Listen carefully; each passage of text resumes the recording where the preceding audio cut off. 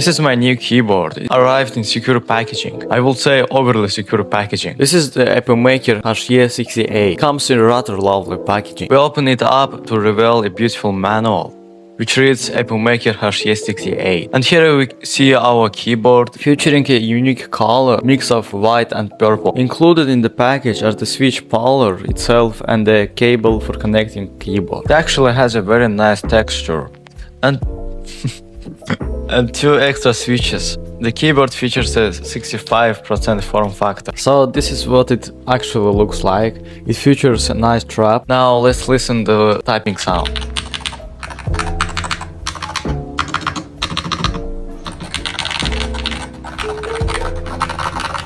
Here is the typing sound. The keyboard offers only one connection method, it's wired. There is also a switch to choose between Windows and Mac modes. That's it, our unboxing is complete. I will show you everything what was inside. Thanks for watching.